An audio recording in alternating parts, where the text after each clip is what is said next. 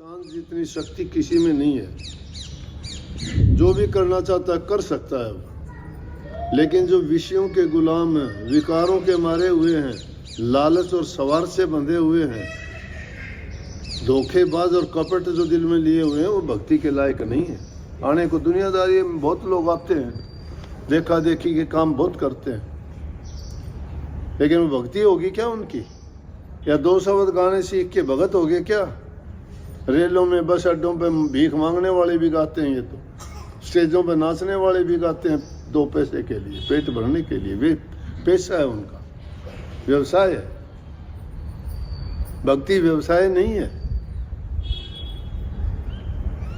भक्ति जिन्होंने की, उन्होंने परवाह अपने तन की नहीं की, अपने मन की नहीं की, दुनियादारों की नहीं की। उनके नाम यूं ही अमर नहीं हो गए। अब तो दिखावा तो पता नहीं क्या करते हो, दिल में कपट भरा हुआ है। कहाँ भक्ति होगी भाई?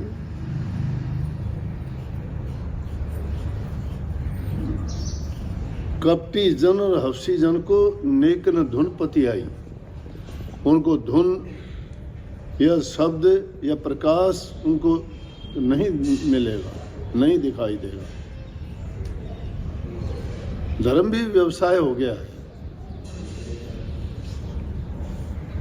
अगर कोई करना चाहता है, कोई चीज रुकावट है ही नहीं, कौन रोकने वाला है?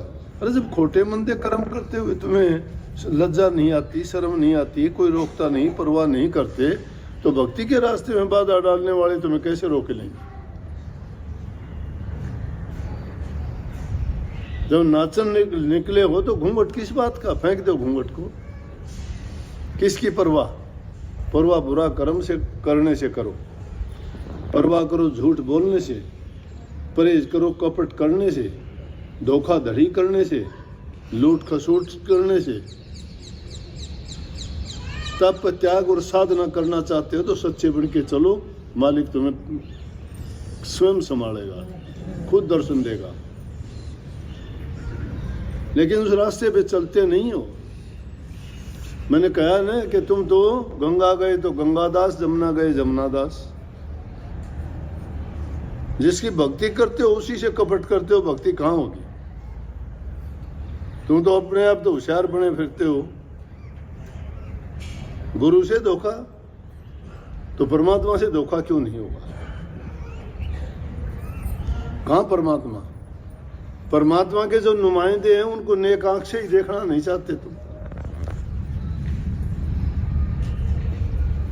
जो तुम्हारा हित चाहता है उसी से तुम झूठ कपट करते हो, फिर सोचते हो तुम्हारा अच्छा होगा। ये दुनियादारी के 2 टुकड़े तो मिल जाएंगे, वो तो किसी को भी मिले, कोडी कंगले भिखारी को भी मिलते हैं। भूखा नहीं मरता कोई, बिना मांगने से भी कोई भूखे मरते को टूक फेंक देगा, खा ले।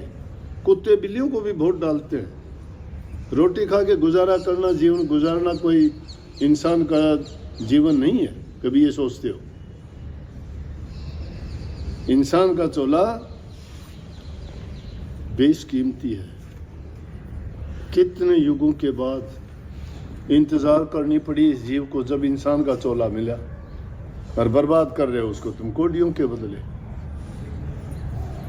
हीरा जन्म अनमोल कहते हैं, अनमोल, इसका कोई मोल ही नहीं है। लेकिन जिनको मिला वो कीमत ही नहीं जानते हैं। अपने घर को खुद आग लगाते हो, खुद बर्बाद करते हो जीवन को।